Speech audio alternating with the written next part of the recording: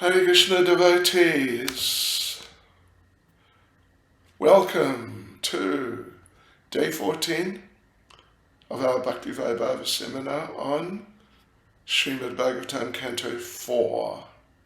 We're in chapter 7. Chapter 7 is titled The Sacrifice Performed by Daksha. Right, and we are in the section, everyone offers prayers to Lord Narayan, verse 26 to verse 48. All different people offering prayers, Daksha, the priests, and now Lord Shiva has offered prayers to Lord Narayan, who's appeared on the scene. Right, yeah, we are at verse 30, yeah. So first of all, let us chant our prayers. Nama Om Vishnupadaya Krishna Prestaya Bhutale Shrimati Bhakti Vedanta Swaminiti Namane Namaste Saraswati Devi Gauravani Pracharane Nirvishesha Shunyavadi Pastyatya Deshtarane Sri Krishna Chaitanya Prabhu Nityananda Shri Advaita Gadadhar Shivas Adi Gaura Bhakta Vrinda Hare Krishna, Krishna Krishna, Hare Hare, Hare Rama, Rama Rama, Hare Hare. Vanchakapacharubhyascha kripa sindhubhya eva cha, Patitanam pavanebhyo vaishnavebhyo namo namaha. Srila Prabhupada ki jai. Right, here we go. And all these different important people offering prayers to the Supreme Personality of Godhead, who has appeared on the scene in response to some prayers presented by Daksha himself. All right, so verse 30, Sri Bhrigu said, My dear Lord, all living entities beginning from the highest, namely Lord Brahma, down to the ordinary ant, are under the influence of the insurmountable spell of illusory energy, and thus they are ignorant of their constitutional position. Everyone believes in the concept of the body, and all are thus submerged in the darkness of illusion. They're actually unable to understand how you live in every living entity as the Supersoul, nor can they understand your absolute position. But you're the eternal friend and protector of all surrendered souls. Therefore, please be kind toward us and forgive all our offenses. Right, okay, so this is Bhrigu Muni. And Bhrigu Muni is saying that everyone, including Brahma, Shiva, is in the bodily concept under the spell of material energy. That's what he's saying, actually. Everyone except Lord Vishnu. Yes. Of course, he was aware of the scandalous behavior exhibited by everyone previously in the first, or just a little earlier, Daksha's sacrifice. So he's aware, Bhrigu's aware that he's not greater than Lord Brahma, and he includes himself in the list of offenders. And it's very important that the ignorant conditioned souls, that's us, we have to accept our precarious position under the material nature. The only remedy is to surrender to the Lord and pray to be excused. So therefore we have to learn how to depend only on the mercy of the Lord and not on our own strengths. Then if we can do that, that's the perfect position for a Krishna-conscious person. And of course the Lord is, if we do like that, depending on the Lord's everyone's friend, especially for the dependent, surrendered souls. He'll be merciful. Prabhupada concludes the purport by saying, the simple process, therefore, is that a conditioned soul should remain surrendered to the Lord, and the Lord will give him all protection to keep him out of the clutches of material contamination. Right. Very nice. Verse 31, Lord Brahma said, my dear Lord, your personality and eternal form cannot be understood by any person who is trying to know you through the different processes of acquiring knowledge. Your position is always transcendental to the material creation, whereas the empiric attempt to understand you is material, as are its objectives and instruments.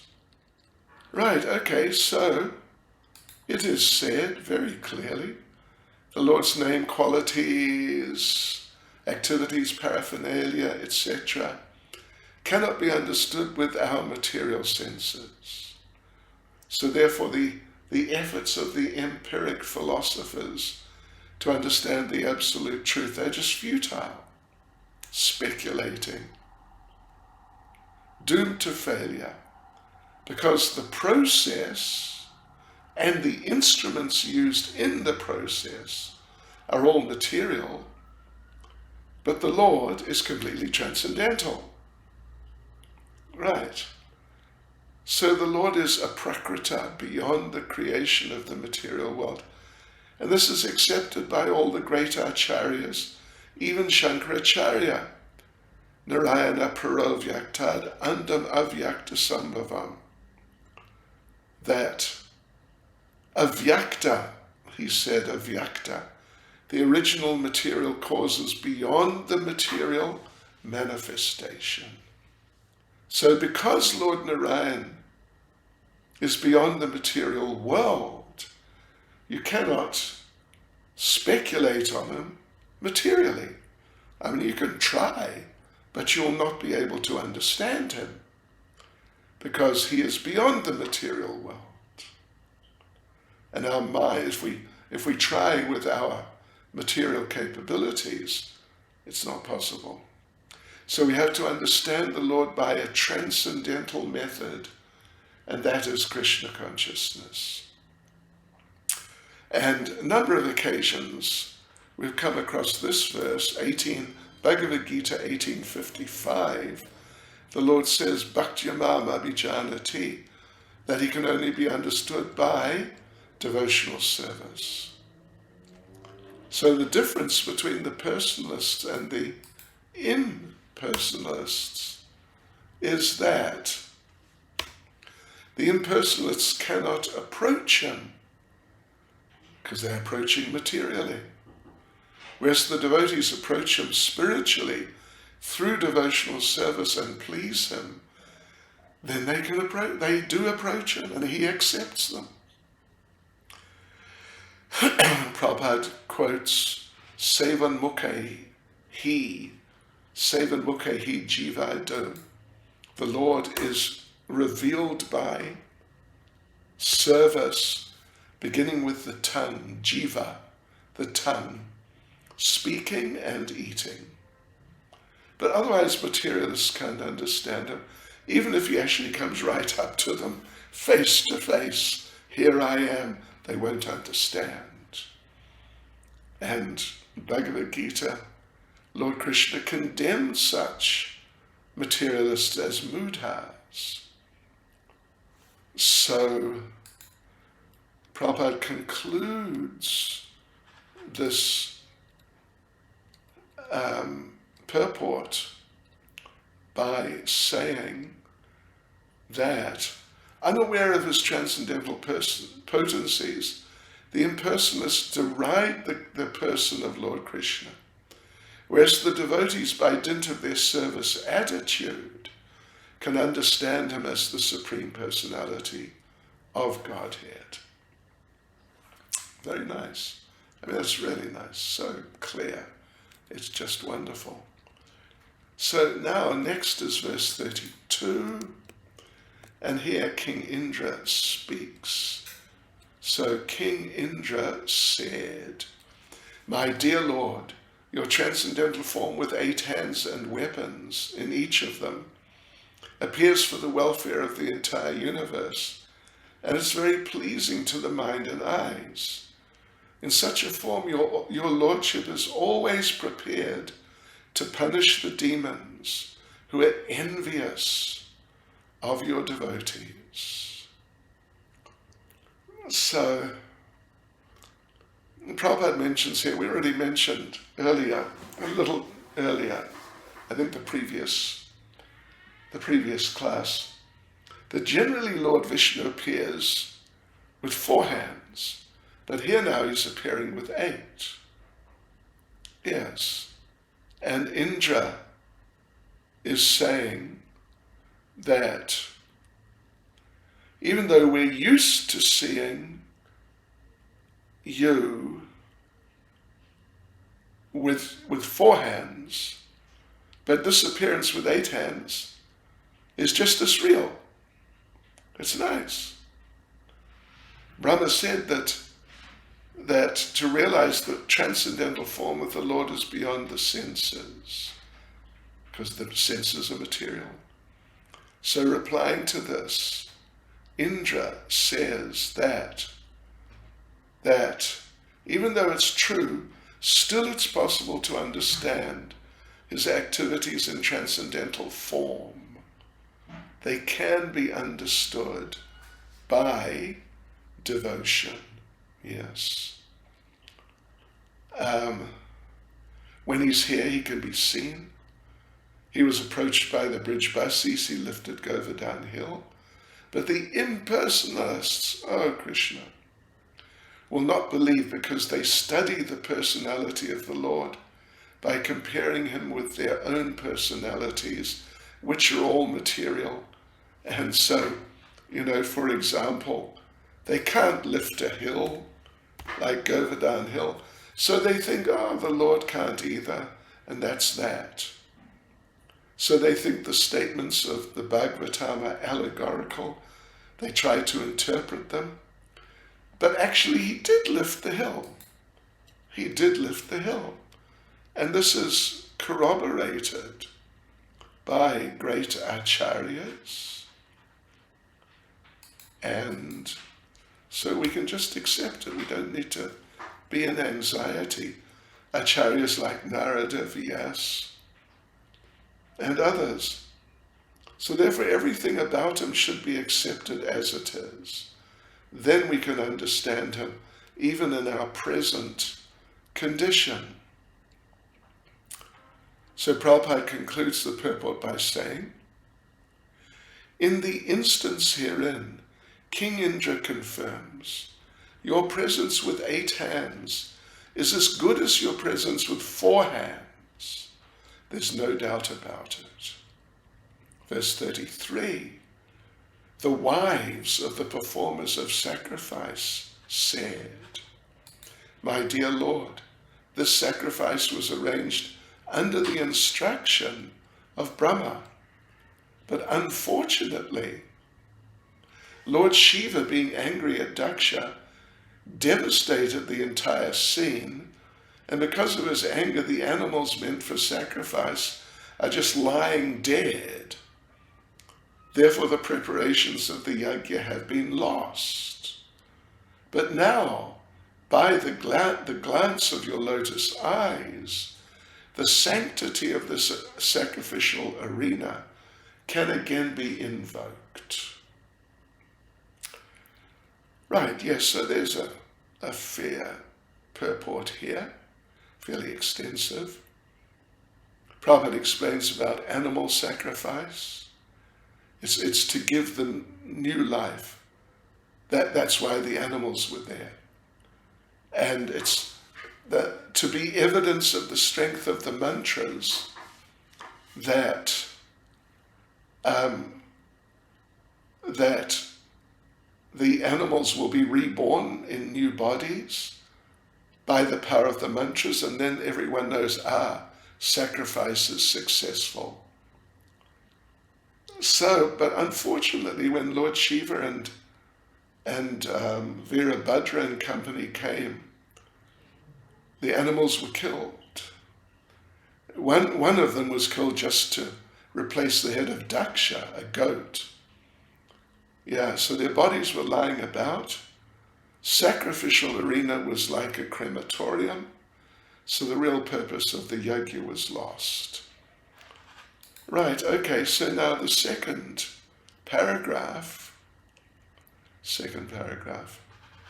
Lord Vishnu is being asked by the wives of the priests to glance over the yajna arena with your causeless mercy so that the yajna can be re-established and then continued.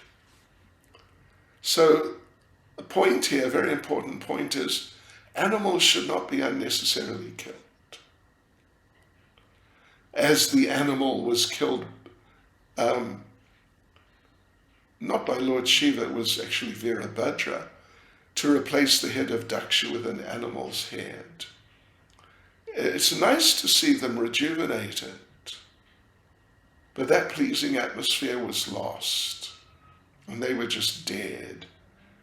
So Prabhupada concludes the purport by saying, the wives of the priests requested that the animals be brought back to life by the glance of Lord Vishnu to make a pleasing yajna. On we go to verse 34. The sages prayed, "Dear Lord, your activities are most wonderful, and although you do everything by your different potencies, you are not at all attached to such activities. You're not even attached to the goddess of fortune, who's worshipped by the great demigods like Brahma, who pray to achieve her mercy." So, in Bhagavad Gita, the Lord says he's got no desire to achieve any particular result from what he does. He doesn't need to do all those activities, but still, in order to set an example, he does those things. He acts very wonderfully in many ways, but without attachment. And Lakshmi serves him always, but still he's not attached to her. Even great demigods like Brahma worship her to get her favor. But even though the Lord is worshipped not just by one Lakshmi, but by hundreds and thousands of goddesses of fortune, but he's not attached to them, to any one of them or all of them. Prabhupada concludes the purport by saying, this distinction concerning the exalted transcendental position of the Lord is specifically mentioned by the great sages. The Lord, he is not like the ordinary living entity who's attached to the results of pious activities. Verse 35. The siddhas prayed, like an elephant that has suffered in a forest fire, but can forget all of its troubles by entering a river. Our minds, O Lord, always merge in the nectarian river of your transcendental pastimes, and they desire never to leave such transcendental bliss, which is as good as the pleasure of merging in the absolute. Yes. Now this merging in the absolute, what's this now? Anyway, we'll see in the purport. So that's the siddhas, the inhabitants of Siddhaloka, who have all the 8 mystic perfections, but we can see from what they say they're pure devotees. They're always hearing the pastimes of the Lord. And they're just merged. That's the merging. They're merged in hearing the pastimes and they don't want to come out. Because it's nectar, hearing Krishna Katha. It really is. So, Prabhupada says, there's a statement by Prahlad, that those who have merged in the ocean of nectar of describing the Lord's pastimes are liberated, no fear of material life. And the Siddhas say that the mind of an ordinary person is full of anxieties. The example is given of an elephant who has suffered in a forest fire, but who enters a river for relief. So if persons who are suffering in the forest fire of material life, if they'll just enter the nectarian river of descriptions of the pastimes of the Lord, then they'll forget all their troubles. So the siddhas themselves, they don't care for fruitive activities like performing sacrifices, achieving good results. They just merge in transcendental discussions of the pastimes of the Lord. And then they're completely happy, and they don't care about pious or impious activities. So that's the merging. That's their merging. It's not an impersonal type of merging. So Prabhupada concludes the purport by saying, for those who are always in Krishna consciousness, there's no need to perform any kind of pious or impious sacrifices or activities. Krishna consciousness is itself complete, for it includes all the processes praised in the Vedic scriptures. So we go on now to verse 36. And here the wife of Daksha, Prasuti, prays as follows. Anyway, the wife. My dear Lord, it's very fortunate that you've appeared in this arena of sacrifice. I offer my respectful obeisances unto you, and I request that you be pleased on this occasion. The sacrificial arena is not beautiful without you, just as a body is not beautiful without the head. So Prabhupada explains another name of Lord Vishnu is Yagyeshvara. Bhagavad Gita, of course, tells us everything has to be done as Vishnu Yagya, as a sacrifice for Vishnu, for his pleasure. Otherwise we get bound to this material world. So Daksha's wife confirms this by saying, without your presence, the grandeur of the sacrificial ceremony is useless, just as a body without the head, however decorated it may be, is useless. And Prabhupada says that this comparison is equally applicable to the social body. Yes, material civilization is proud of being advanced, but is just like a headless body. Without Krishna consciousness, any advancement is of no value. Right, so now in the next paragraph, there's a statement from Hari Bhakti Sudadaya, chapter 3, verse 11. Bhagavad Bhakti Hinasya Jati Shastram Chavastapa Apranasyaiva Dehasya Mandanam Lokaranjanam. And Prabhupada paraphrases the translation. The purport is that sometimes when a friend or relative dies, especially among lower class men, the dead body is decorated. Dressed and ornamented, the body is taken in procession. That sort of decoration of the dead body has no actual value because the life force is already gone. Similarly, any aristocracy, any social prestige, or any advancement of material civilization without Krishna consciousness is as good as the decoration of a dead body. Right, so this is Prasuti, Prabhupada says, Daksha's wife. She's one of the daughters of Swayambhuva Manu. Her sister Devahuti was married to Kardama, and Kapila, Lord Kapila, became her son. So Prasuti then was the aunt of Lord Vishnu. It's amazing, isn't it? To become the aunt or uncle or just some like close relative of the Supreme Personality of Godhead. So therefore she was asking a favor of Lord Vishnu in an affectionate mode because she's his aunt. Yes, some special favor. So also significant here, the Lord is glorified with the goddess of fortune. Wherever he is worshipped, naturally, the favor of the goddess of fortune will be there.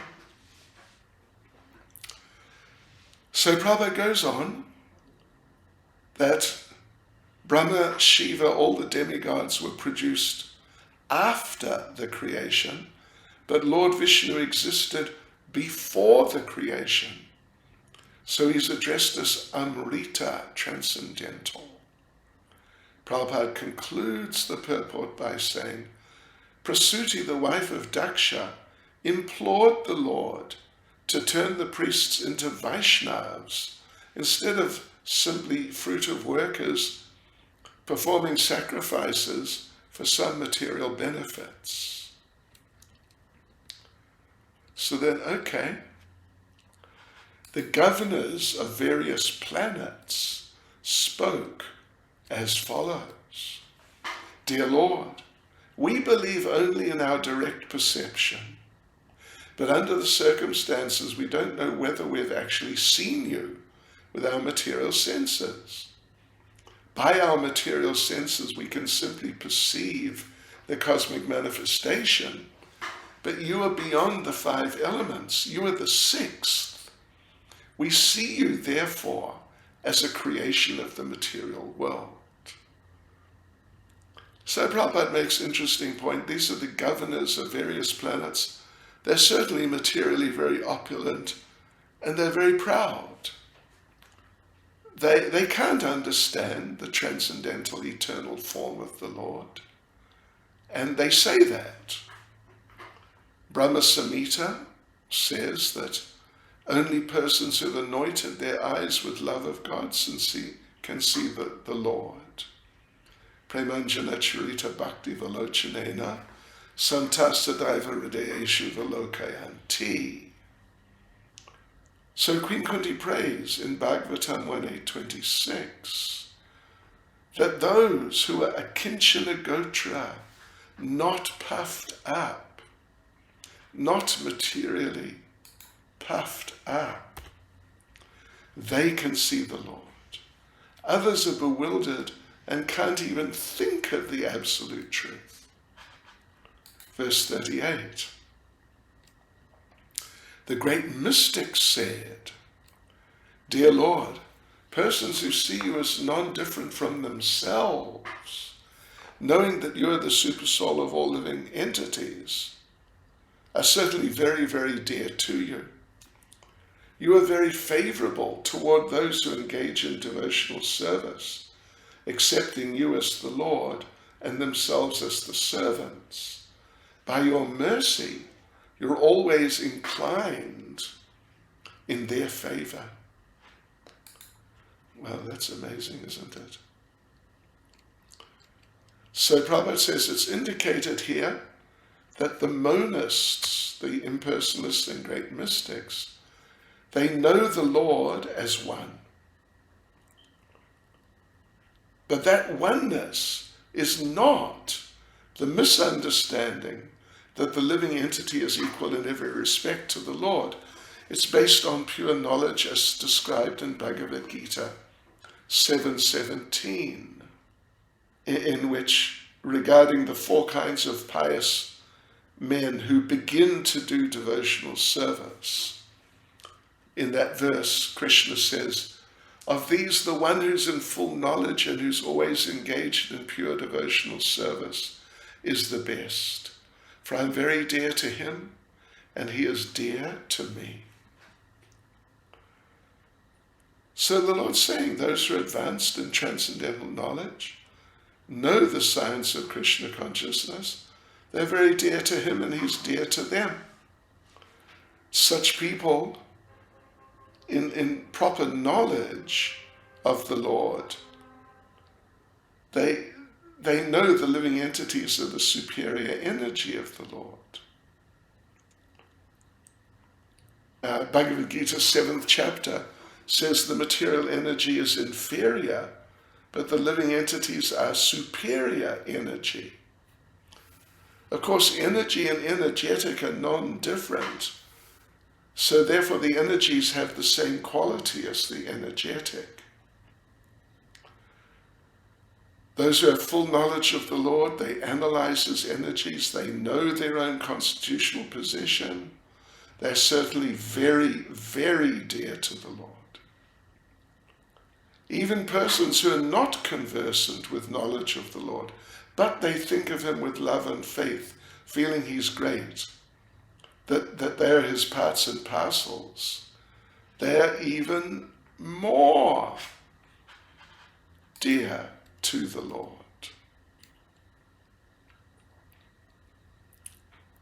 They're even more favored by him.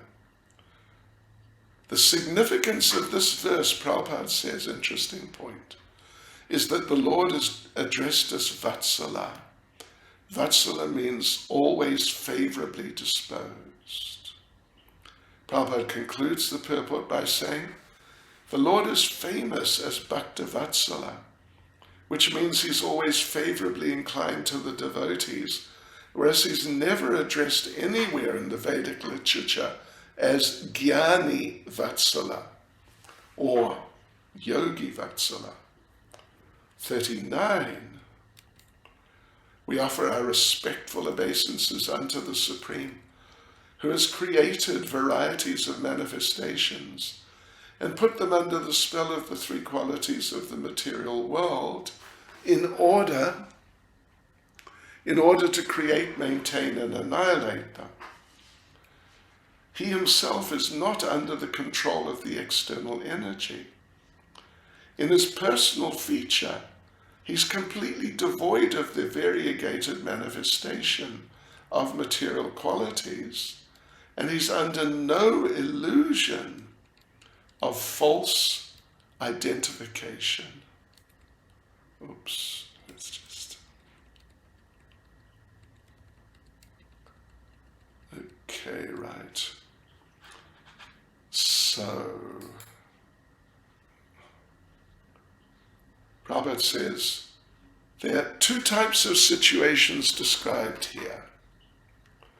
The one is the creation, maintenance, and annihilation of the material world, and the other is the Lord's own establishment, means the spiritual world. Goloka. Goloka is his personal situation. There's also quality in Goloka, but unlike here, it's not divided into creation, maintenance, and annihilation. But here in the external energy in the material world, the interaction of the 3 modes makes it possible for things to be created, maintained, and annihilated. But in the spiritual world, there's no such exhibition of creation, maintenance, and annihilation. Everything there is eternal, sentient, and blissful. So, of course, there's a class of philosophers who misunderstand the appearance of the Lord within this material world. They think that when he comes here, he's under the 3 modes like everyone else. That's their misunderstanding.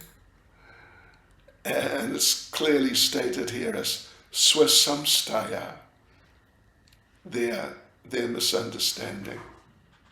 By his internal potency, he's transcendental to anything material. And Bhagavad Gita tells us he appears by his internal potency.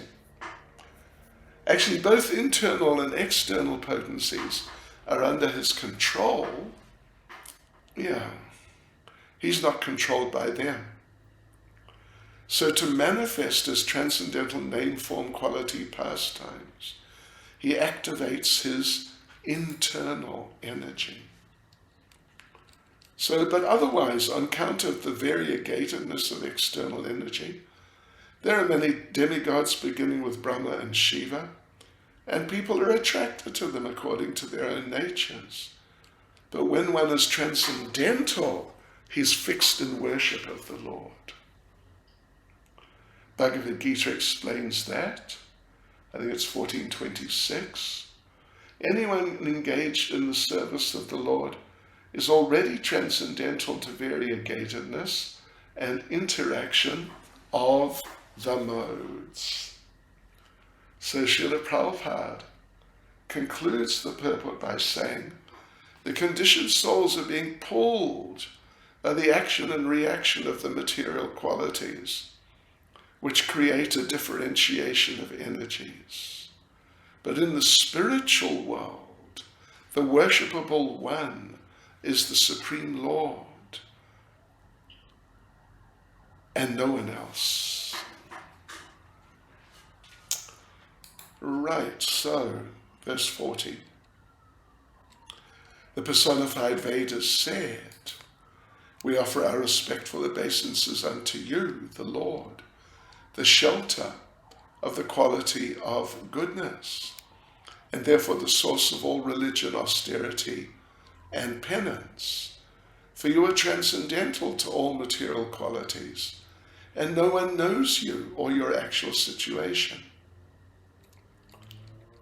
So, okay, the difficulties of things in the material world. In the material world, there's the trinity of the three material qualities. And Lord Vishnu, of course, he is superintending the quality of goodness. This is sort of focused on pretty much in this purport here. He's the goodness person. Goodness is the source of religion, knowledge, austerity, renunciation, opulence, etc. And because of goodness, actual peace and prosperity can be attained. But as soon as they become controlled by passion and or ignorance, their conditional life becomes intolerable. It's too much. But anyway, Lord Vishnu is nirguna, which means transcendental to the material qualities. So Prabhupada explains, this is important. Nirguna is a kind of a famous term used by the impersonalists. So nirguna, Prabhupada says, doesn't indicate that he has no qualities. He has transcendental qualities, not material qualities according to the modes.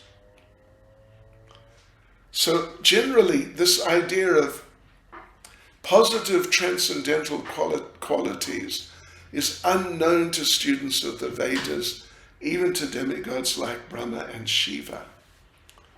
The transcendental qualities are only manifested to his devotees. So Bhagavad Gita confirms, simply by doing devotional service, you can understand his transcendental position. Just by rendering service. You don't have to become some expert this or do so much of that. Just some sincere devotional service. You can understand the transcendental position of the Lord. Those in goodness, they can partially understand transcendence. partially, but not sufficiently. The Gita says you have to surpass this. Prabhupada concludes the purport by saying, the Vedic principles are based on the three qualities of the material modes. One has to transcend the three qualities, and then one can be situated in pure and simple spiritual life. The fire god said, my dear Lord, I offer my respectful obeisances unto you, because by your favor I am as luminous as blazing fire, and I accept the offerings mixed with butter and offered in sacrifice.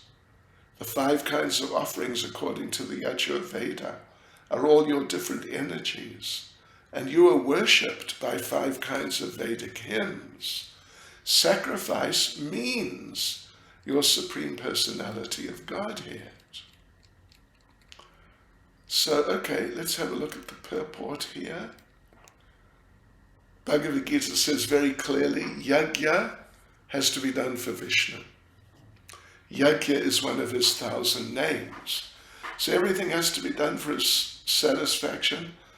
If we do anything else, we'll be bound up. Other activities are causes of bondage. So the Yajna sacrifices have to be done according to Vedic hymns. So in the Upanishads it said, let me just read this, fire, the altar, the auspicious full moon, the period of 4 months called Chatamasya, the sacrificial animal, and the beverage called Soma are necessary requisites, as are the specific hymns mentioned in the Vedas and composed of 4 letters. 4 letters, okay? So Prabhupada gives us one of those hymns, Ashravayeti Chatur Aksharam, Astu Shrosad Iti Chakshur Aksharam, Yajeti Dwabhyam Yajamaha. So these mantras are chanted according to Shruti and Smriti literatures. They're only for pleasing the Supreme Personality of Godhead, Lord Vishnu. So for the deliverance of the conditioned souls who are attached to material enjoyment, doing yajna and following Varnashram are recommended. The whole target is to please Lord Vishnu. So anyone in Krishna consciousness has dedicated his life to satisfy Krishna, who's the origin of all forms of Lord Vishnu. He's the best performer of yajna by offering worship and prasad daily. So anyway, here as the purport goes on, Prabhupada makes the point that Srimad Bhagavatam makes it clear that in Kali Yuga the only successful yajna is Sankirtan, simply chanting Hare Krishna, and is offered before the form of Lord Chaitanya, as other yajnas offered before the form of Lord Vishnu.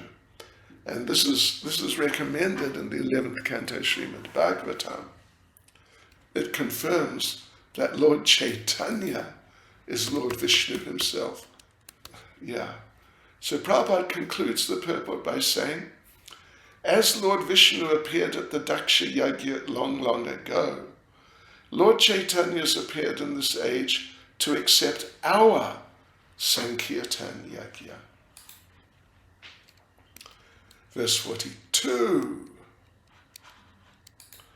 This is pretty amazing, isn't it? The demigod said, Dear Lord, formerly when there was a devastation, you conserved all the different energies of material manifestation.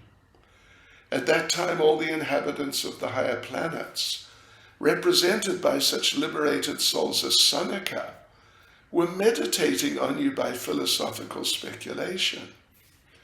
You are therefore the original person, and you rest in the water of devastation on the bed of the Shesha snake, Now, today, you are visible to us, who are all your servants. Please give us protection. So, the devastation mentioned here is a partial one at the end of Brahma's day when he goes to sleep. The higher planetary systems, Mahaloka, Janaloka, Tapaloka, they're not affected. So, but otherwise the Lord is the creator as indicated in this verse, because the energies of creation are manifested through his body. And after annihilation, he conserves all energy within his abdomen.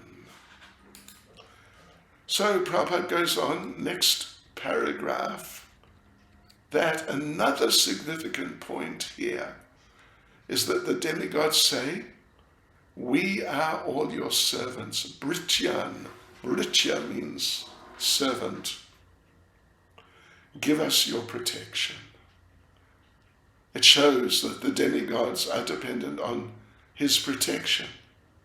So they're not independent from Lord Vishnu. Bhagavad Gita, of course, condemns demigod worship. Krishna says there's no need for it. Only those who have lost their good sense ask favors from demigods. So therefore, if anyone has material desires to be fulfilled, he can go to Lord Vishnu instead of the demigods. So these demigods, they say, we're your eternal servants. So those who are servants or devotees of the Lord, they're not concerned with fruitive activities, yagyas, mental speculation. Simply serve the Lord and he gives protection. Bhagavad Gita, of course, in Bhagavad Gita, Krishna says, just surrender and he'll protect us from all reactions. So this material world has been made in such a way that one has to act sinfully, knowingly or unknowingly. So unless your life is dedicated to Lord Vishnu, you're going to be suffering reactions. But those who are surrendered and they've dedicated their lives to serving the Lord, they have direct protection from him. Prabhupada concludes the purport by saying, he has no fear of suffering from sinful activities, nor does he desire willingly or unwillingly to do anything which is sinful. The Gandharvas said, Dear Lord, all the demigods, including Lord Shiva, Lord Brahma, Indra and Marichi and the great sages, are all only differentiated parts and parcels of your body. You are the Supreme Almighty Great. The whole creation is just like a plaything for you. We always accept you as the Supreme Personality of Godhead, and we offer our respectful obeisances unto you. So, Brahma Samhita says Krishna is the Supreme Lord. Of course, there are many demigods from Brahma down to rulers of lower planetary systems, then down to presidents, ministers, and kings. But and anyone can think he's God, but that's just false, puffed up conviction in material life. Because actually Lord Vishnu is the Supreme Lord. But above him is Krishna, who Vishnu is part of. So this verse refers to this point of being part and parcel of Krishna by the word Amsham Sham, part and parcel of part and parcel. There are similar verses in Chaitanya Charitamrita indicating the Lord's parts and parcels expand into other parts and parcels. Srimad Bhagavatam explains there are many manifestations of Lord Vishnu and of the living entities. Vishnu manifestations are Swamsa, Swaamsa. his own parts. Living entities are vibhinamsa, separated parts. So demigods like Brahma and Indra, they've been promoted to their high positions by piety and austerity. But Lord Vishnu or Lord Krishna, they're just eternally masters of everyone. Chaitanya Charitamrita says, Ekale Ishvara Krishna Arasabhabricha. Krishna alone is the Supreme Personality of Godhead. All others, including Vishnu Tattva, are his servants. Balaram's immediate expansion of Krishna, first expansion, and he serves Krishna. Everyone is created constitutionally to serve Krishna. Jiva Goswami says that if you ask Krishna, who are you? If you ask Krishna, who is God? Krishna says, me. But if you ask Balaram, who's the first expansion, who is God? Balaram says, Krishna. He can say me, because he's the first expansion. He's the Supreme Personality of Godhead. Yes. But he'll say, Krishna's the Lord. And if you ask him, well, who are you then? He'll say, I'm a devotee of Krishna. So like that, everyone is created constitutionally, even Lord Balaram, to serve Krishna. So here the Gandharvas are saying that even though the demigods may say they're supreme, they're not. Krishna is. Krishnastu Bhagavan Swayam. Prabhupada concludes the purport by saying, worship of Krishna alone, therefore, includes worship of all the parts and parcels, just as watering the root of a tree also waters all the branches, twigs, leaves, and flowers. Verse 44. The Vidyadharas said, Dear Lord, this human form of body is meant for attaining the highest perfectional objective. But impelled by your external energy, the living entity misidentifies himself with his body and with the material energy, and therefore influenced by Maya, he wants to become happy by material enjoyment. He's misled and always attracted by temporary, illusory happiness. But your transcendental activities are so powerful that if one engages in the hearing and chanting of such topics, he can be delivered from illusion. Right, so let's have a look at this here. Purport. So this body, human body, is referred to as artada. It means it's very auspicious, because it can nicely help the embodied soul to achieve perfection. Prahlad said like that, even though it's temporary, it can give us perfection, so it's a great boon. But still, many get deviated by temporary happiness. So actually, there's only one way of becoming liberated, that's chanting Hare Krishna, Krishna Krishna, Hare Hare, Hare Rama, Rama Rama, Hare Hare. Yeah. Or, as said, Yushmat Katamrita Nishevaka, those who engage in relishing the nectar of the topics of your Lordship. So there are two main books about Krishna, Bhagavad Gita, instruction by Krishna, Srimad Bhagavatam, topics about Krishna and his devotees. And these two are the special nectar of the words of Krishna. And if we preach these, we'll find it's very easy to get out of the entanglement of illusory conditioned life of Maya. So the illusion is, what's the illusion? The illusion is we don't try to understand our spiritual identity. Rather, we're more interested in the external body, identifying with it, but it's only a flash. It'll be gone very soon. So the whole atmosphere will change when we have to try and transmigrate again. Then he'll become satisfied, or try to, in a different atmosphere. So Prabhupada gives very interesting analysis. Listen to this.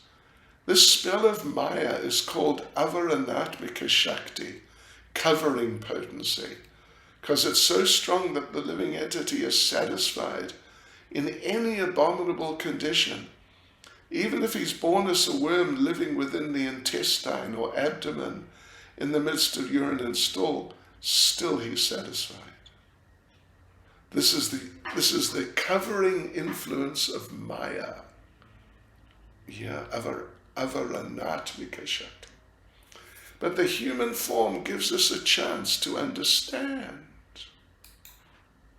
And if one misses the chance, he's really unfortunate.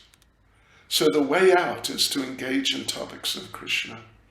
It's what Lord Chaitanya said. Stay in your place, hear about Krishna. Then spread the word about Krishna. Become a spiritual master. Talk to everyone about Krishna. That's what ISKCON is for. We don't ask people to change their positions and then come to us. We just invite them to come and chant Hare Krishna, because we know that if they do, their lives will change and they'll be successful. So look at that, we're thrown into darkness. The electricity has gone off. Hare Krishna. What to do? Anyway, that's sufficient for today. Oops, here we are, we're back. Hare Krishna.